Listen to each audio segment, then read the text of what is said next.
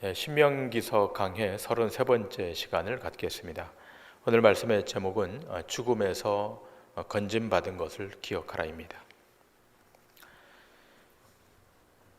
오늘 말씀의 제목이 시사하는 바와 같이 오늘 메시지는 이스라엘 백성이 애굽에서 고통당하다 죽을 수밖에 없는 상황에서 어린 양의 피를 문설주의 바름으로 구원을 입게 된 유월절에 관한 규례입니다. 이 대목은 이단들도 본문으로 인용하고 있는 대목인지라 또 잘 해석하고 또 잘 바르게 적용해서 신약 시대를 살아가는 신자들 모두 건강한 신앙 생활을 유지해야 할 것입니다. 지난주에 보았던 처음 것을 구별하여 드리라는 여호와의 명령도 오늘 본문과 긴밀하게 연결이 되어 있습니다. 지난주 강의에서 본 바와 같이 이스라엘 백성들이 애굽에서 나오기 전날 밤 어린 양의 피를 문설주의 바름으로 죽음의 사자가 넘어가므로 사람이나 짐승이나 간에 처음 태어났던 것들이 다 보호를 받았기에 그 처음 것을 하나님께 드리라고 했던 것입니다.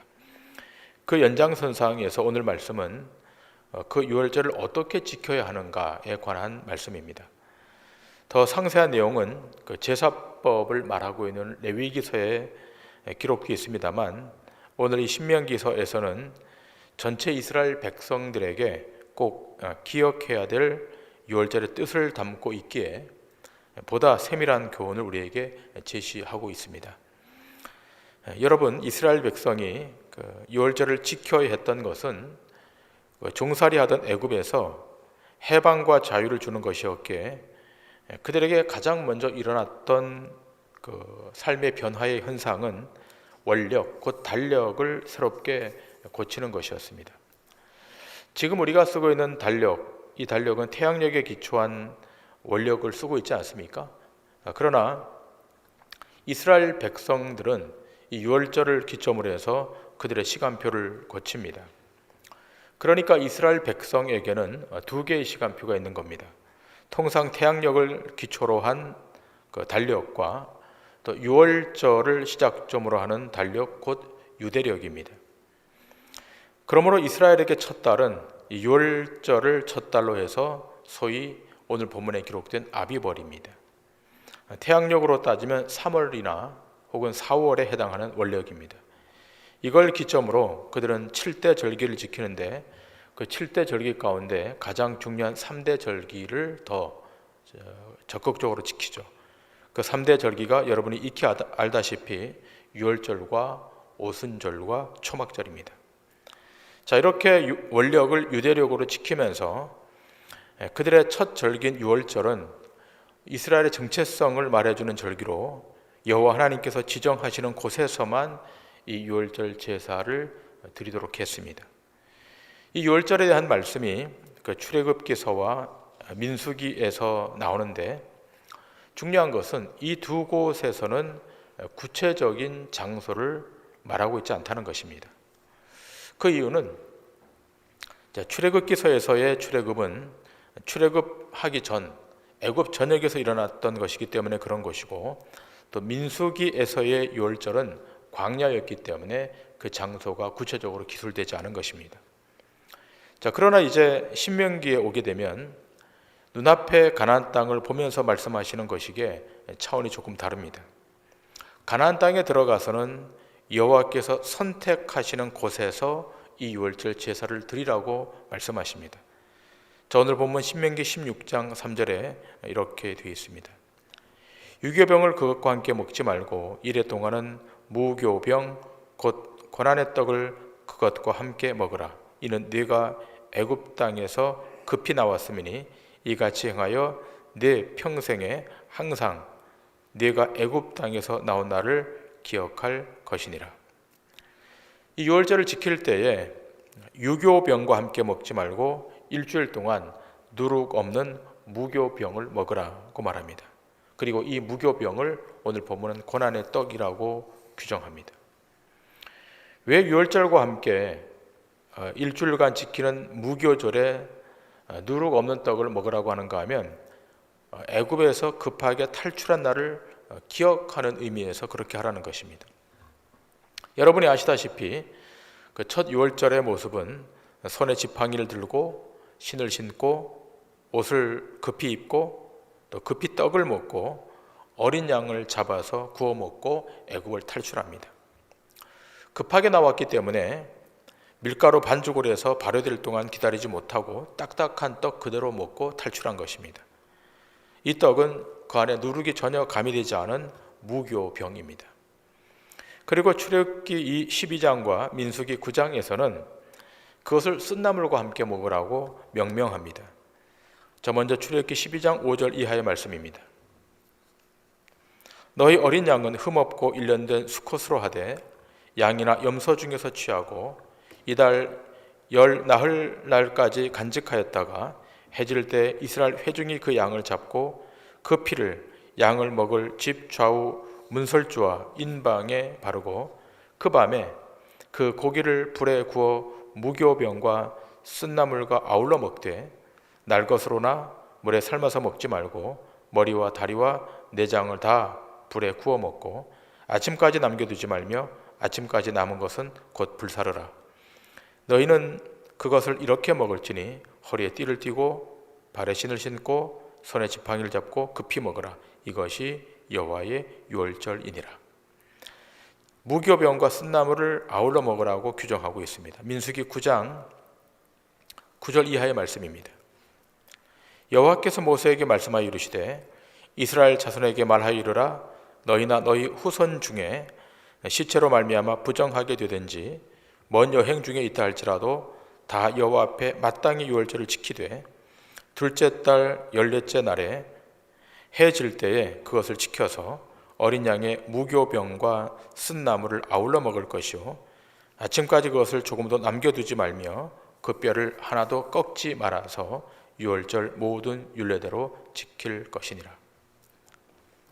본문에 기록된 바와 같이 발효되지 않은 떡과 쓴나물을 먹고 유월절에 이들의 생명이 보존됩니다. 이스라엘 백성들은 애굽에서 무려 430년간 종살이를 합니다. 그곳에서 탈출하기가 쉽지 않았고 또 그들이 애굽에 종살이할 때 이렇게 긴 시간 지속되리라고 하는 것은 전혀 예상하지 못했습니다. 그런데 어느 날 갑자기 탈출의 기회가 찾아온 것입니다. 급박하게 임박한 이 탈출의 행렬이 시작됩니다. 이 급박한 탈출은 야훼의 10가지 재앙을 통해서 애굽을 탈출할 수 있게 된 것입니다. 이 10가지 재앙은 가늠하지 못할 정도의 빠른 시차를 두고 진행되었고 애굽의 왕 바로는 두 손을 들고 항복하게 됩니다. 전광석화와 같이 일어난 사건이었기에 이스라엘 백성들은 한시라도 이 애굽 땅에 머물러 있을 수 없었습니다. 그런데 왜 해방과 기쁨과 감사와 찬양의 날에 왜 그 무교병 이 고난의 떡을 먹으라고 말씀하시는가 하는 것입니다. 답은 명확합니다.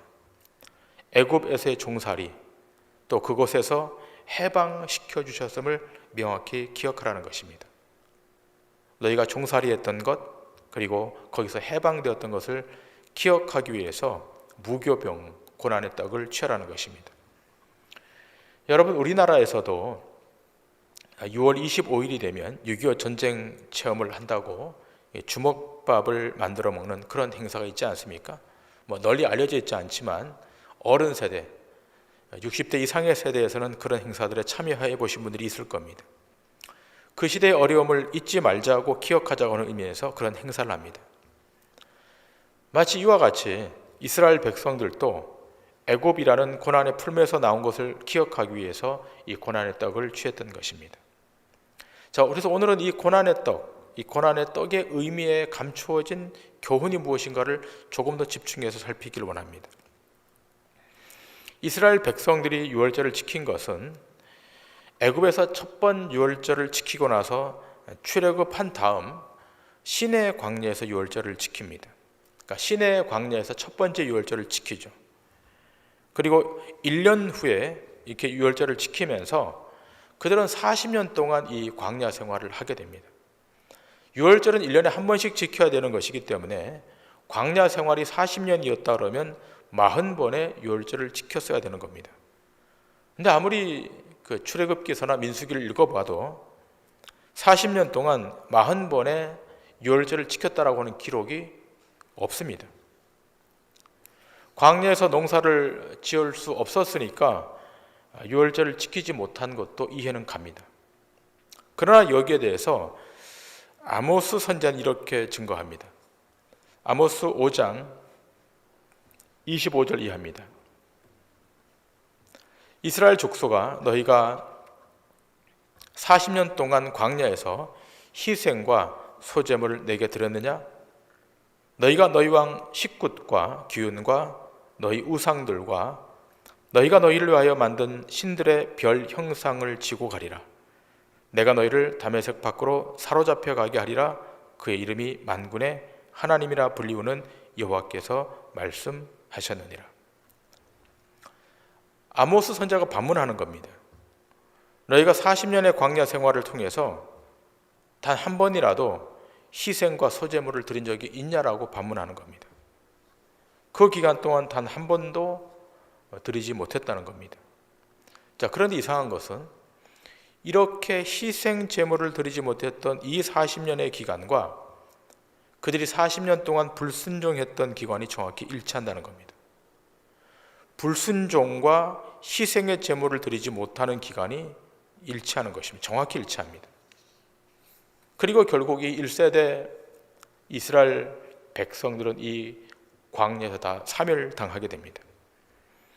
이렇게 광야에서 유월절을 지키지 못했던 이스라엘 백성이 세 번째 유월절을 지키는데 어디서 지키는가 하면 드디어 가나안 땅에 들어가서 이 유월절을 지킵니다.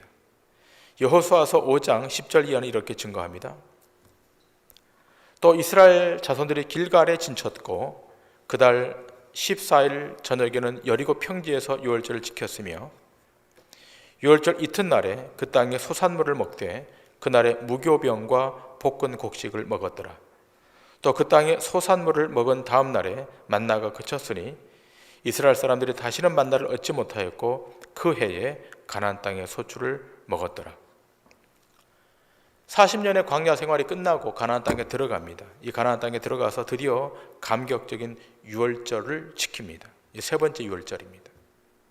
그리고 40년 동안 행하지 못했던 할례도 행합니다. 그 장소가 길갈인데 애굽의 수출을 굴러버렸다라고 해서 그 이름을 길갈이라고 명명합니다. 이 길갈에서 할례받은 이스라엘 백성들은 모여서 유월절을 성대하게 지킵니다. 아마도 감격스러웠을 것입니다. 40년간 지키지 못했던 유월절을 이 가나안 땅에 들어와서 지키게 되었으니까 얼마나 감격했겠습니까?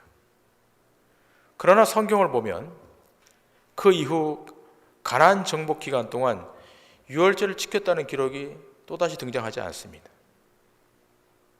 가나안 땅을 정복했습니다. 많은 소산물을 득했습니다. 그럼에도 불구하고 이스라엘 백성들이 이 가나안 정복 기간 동안 하나님 앞에 유월절을 지켰다는 기록이 없습니다. 그리고 그 이후에 왕들이 세워집니다.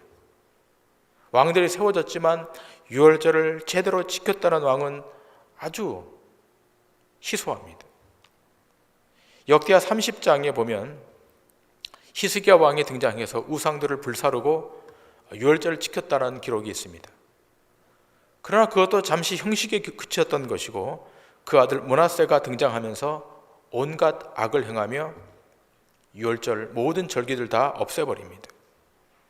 성경은 이 사건을 놓고 만회할 수 없는 악을 저질렀다라고 기술하고 있습니다. 그리고 그 므낫세 아들 그 다음에 오는 왕 아몬 왕도 동일하게 악을 자행합니다.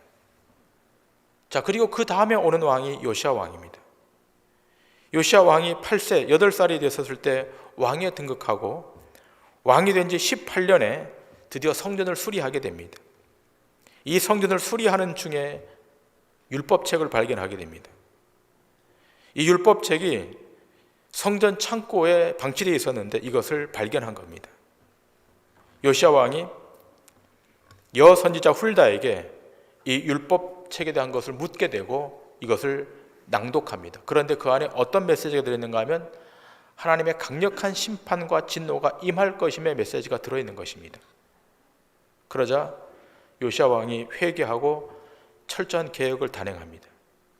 그 개혁의 절정이 뭔가 하면 유월절을 복원하여 다시 지키는 것이었습니다. 역대하 35장 16절 이하에 이렇게 기술되어 있습니다. 이와 같이 당일에 여호와를 섬길 일이 다 준비되매 요시야 왕의 명령대로 유월절을 지키며 번제를 여호와의 제단에 드렸으며 그때 모인 이스라엘 자손이 유월절을 지키고 이어서 무교절을 7일 동안 지켰으니 선지자 사무엘 이후로 이스라엘 가운데서 유월절을 이같이 지키지 못하였고 이스라엘 모든 왕들도 요시야가 제사장들과 레위 사람들과 모인 온 유다와 이스라엘 무리와 예루살렘 주민과 함께 지킨 것처럼은 유월절을 지키지 못하였더라. 요시야가 왕 위에 있은 지 18째 해에 이 유월절을 지켰더라. 자, 선지자 사무엘로부터 지금까지 이렇게 유월절을 지키지 못했던 그 유월절이 요시야 왕에게 와서 한번 지키게 됩니다. 자, 그런데 이것도 잠깐입니다.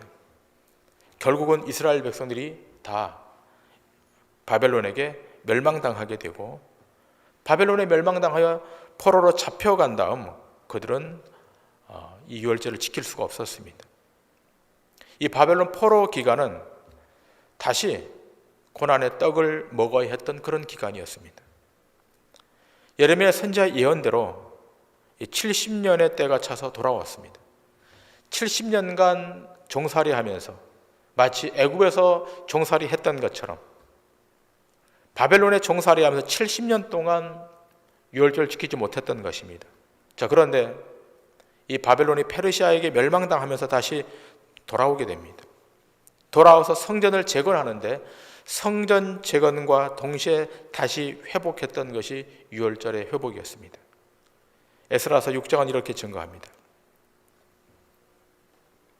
사로잡혔던 자의 자손이 첫째 달 14일에 유월절을 지키되 제사장들과 레위 사람들이 일제히 몸을 정결하게 하여 다 정결하며 사로잡혔던 자들의 모든 자손과 자기 형제 제사장들과 자기를 위하여 유월절 양을 잡으니 사로잡혔던 자가 돌아온 이스라엘 자손과 자기 땅에 사는 이방 사람의 더러운 것으로부터 스스로 구별한 모든 이스라엘 사람들에게 속하여 이스라엘의 하나님 여호와를 찾는 자들이 다 먹고 즐거움으로 이레 동안 무교절을 지켰으니 이는 여호와께서 그들을 즐겁게 하시고 또 아수르 왕의 마음을 그들에게로 돌려 이스라엘의 하나님이신 하나님의 성전 건축하는 손을 힘있게 하도록 하셨음이었더라.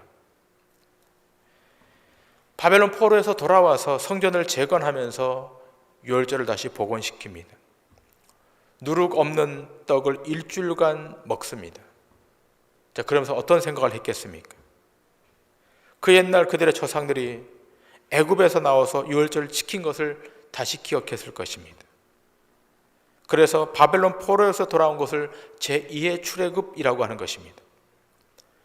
자, 이것이 구약에 나타난 마지막 유월절의 모습이에요. 이게 끝입니다. 그러니까 구약 성경의 마지막 유월절은 여기서 종료됩니다. 자, 그리고 이제 신구약 중간사가 진행이 되고 드디어 예수님이 이 땅에 오십니다. 초림의 사건이 발생합니다. 자, 예수님이 오실 때 이 시대, 자, 그렇다면 이 시대에 이스라엘 백성들의 유월절을 어떻게 지켰겠습니까? 참 아이러니하게도 더 철저히 지켰다고 기록되어 있습니다. 아주 철저히 지켰습니다. 그런데 중요한 것이 있습니다.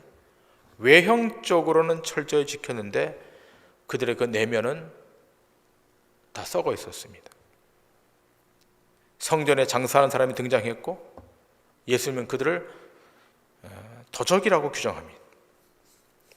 외형적인 유월절은 지켜가고 있었지만 내면적인 그들의 유월절 정신은 다 소멸된 것입니다.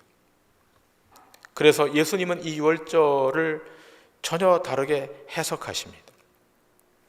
누가복음 22장 19절 이하입니다. 또 떡을 가져 감사 기도하시고 떼어 그들에게 주시며 이르시되 이것은 너희를 위하여 주는 내 몸이라 너희가 이를 행하여 나를 기념하라 하시고 저녁 먹은 후에 잔도 그와 같이 하여 이르시되 이 잔은 내 피로 세우는 새 언약이니 곧 너희를 위하여 붓는 것이라. 자, 예수님이 지금 제자들과 함께 유월절 만찬을 진행하십니다.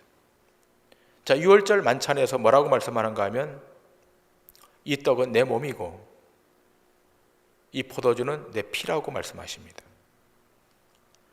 유월절에 사용되었던 떡, 누룩 없는 그 떡, 순전한 그 떡, 그 떡이 예수님 자신의 몸이라고 지칭하십니다. 침례 요한도 이미 예수님을 향해 세상 죄를 지고 가는 하나님의 어린 양을 보라고 했던 것처럼 우리 주님은 드디어 이 유월절을 다시 재해석하십니다. 자, 그러니까 구약 마지막 유월절까지를 해석을 하게 되면 안식교에 빠지는 겁니다. 그러나 우리 기독교는 그걸 넘어서는 것입니다.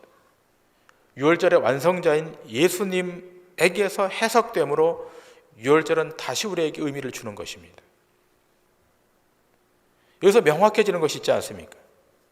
이제 유월절과 그 고난의 떡이란 예수님 자신이 고난의 떡이 되고 희생의 떡이 되는 것입니다. 로마서 11장 36절의 말씀처럼 처음 제사하는 처음 익은 곡식 가루가 거룩한 즉 떡덩이도 그러하고 뿌리가 거룩한 즉 가지도 그러하다는 말씀과 일맥상통하는 것입니다. 예수님이 고난의 떡이 되심으로 그 고난의 떡을 먹는 자만이 거룩해지는 것이고 구원에 도달하는 것입니다. 지금 이것을 예수님께서 제자들에게 말씀하고 계세요. 그리고 이 성만찬을 진행하시면서 예수님은 내가 다시 오는 그날까지 이것을 증거하라고 권하십니다. 자, 여기에 더해서 바울도 이렇게 증거합니다. 고린도전서 11장 23절 이하입니다. 내가 너에게 전한 것은 주께 받은 것이니 곧 주 예수께서 잡히시던 밤에 떡을 가지사 축사하시고 떼어 이르시되 이것은 너희를 위하는 내 몸이니 이것을 행하여 나를 기념하라 하시고 식후에 또한 그와 같이 잔을 가지시고 이르시되 이 잔은 내 피로 세운 새 언약이니 이것을 행하여 마실 때마다 나를 기념하라 하셨으니 너희가 이 떡을 먹으며 이 잔을 마실 때마다 주의 죽으심을 그가 오실 때까지 전하는 것이니라. 초대교회는 모일 때마다 떡을 떼고 잔을 나누었습니다. 그들은 매일같이 모였기에 매일같이 성만찬을 거행했습니다. 그때마다 주의 죽으심을 기억하고 주님 오실 때까지 주의 죽으심을 전파했던 것입니다. 이것이 고난의 떡, 희생의 떡이신 예수 그리스도이십니다. 오늘날은 성만찬을 매일 하거나 매주 하지 않습니다. 그렇다고 매주 성찬을 하자라고 하는 뜻도 아닙니다. 더 중요한 것은 우리가 모일 때마다, 이렇게 주일에 모일 때마다 예수 그리스도의 희생을 기억해야 된다는 것입니다. 만약에 예수 그리스도의 희생과 고난을 잊어버린다면 그것은 고난의 떡을 먹는 것이 아니라 누룩 있는 떡을 먹게 되는 것과 같습니다. 예수님께서는 계속해서 이 바리새인과 사두개인들의 누룩을 조심하라고 경고하지 않습니까? 그 누룩이 뭔가 하면 그 누룩이 애굽에서의 종살이했을 때 그 죄의 총체를 상징하기 때문에 그런 것입니다. 이제는 예수 그리스도의 피로 정결하게 되고 온전하게 되었기에 더 이상 죄의 누룩이 우리의 인생 안에 퍼지지 않도록 경계하고 또 경계해야 된다는 것입니다. 바울 사도는 이렇게 계속 증거합니다. 고린도전서 5장 7절과 8절입니다. 너희는 누룩 없는 자인데 새 덩어리가 되기 위하여 묵은 누룩을 내버리라. 우리의 유월절 양 곧 그리스도께서 희생되셨느니라. 이러므로 우리가 명절을 지키되 묵은 누룩으로도 말고 악하고 악에 찬 누룩으로도 말고 누룩이 없이 오직 순전함과 진실함의 떡으로 하자. 바울은 강력하게 도전합니다. 너희가 죽음에서 유월절의 피 뿌림을 통해 건짐을 받았다면 그 6월절의 완성이신 예수 그리스도의 속죄의 은총을 날마다 기념하고 날마다 기억하라는 것입니다. 오늘 우리 이 자리에 그것 때문에 온 것입니다. 예수 그리스도의 그 희생, 자기의 몸을 십자가에 매달아 몸을 찢기시고 피를 흘리셔서 우리를 구속하신 그 예수 그리스도의 그 구속의 희생, 구약의 유대인의 유대력을 따라 유월절을 지키는 것이 아니라 유월절 희생을 통하여 예수 그리스도가 십자가에 못 박히고 3일 만에 살아난 그날, 그 부활의 날을 기념하고 지키는 것입니다. 그것이 신자에게는 명절입니다. 우리가 곧 음력설을 만나지 않겠습니까? 그러나 그 명절보다 더 중요한 명절은 죽음에서 건진받은 유월절의 완성자이신 예수 그리스도의 희생을 통하여 구속받은 그날을 기념하며 그날을 명절로 지키는 것, 이것이 신자에게는 축복의 은총인 것입니다. 다른 것이 축복이 아닙니다. 바울은 에베소 교인들에게 이렇게 권고하지 않습니까? 그런 우리를 위하여 자신을 버리사 향기로운 제물과 희생 제물로 하나님께 드리셨느니라. 그런 우리를 위하여 자신을 버리사 향기로운 제물과 희생 제물로 하나님께 드렸다는 것입니다. 여러분과 제가 생명을 얻게 된 것은 예수 그리스도의 희생, 그의 죽으심을 통해 생명을 득하게 된 것입니다.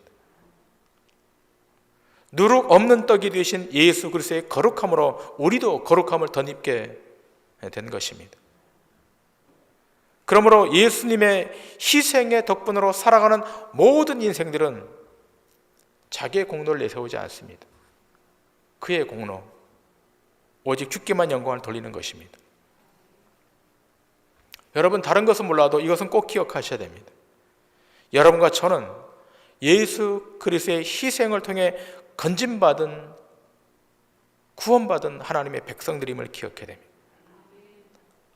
다들 죽음의 구렁텅이에서 절망하고 탄식할 수밖에 없었던 그런 인생들이었는데 하나님의 그 크신 은총을 덧입어 어린 양 예수 그리스도의 희생을 통하여 다시 생명의 빛을 보게 된 광명의 백성들임을 기억하셔야 됩니다.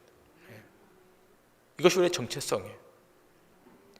이것이 우리가 세상을 뛰어넘는 능력이 되는 것입니다.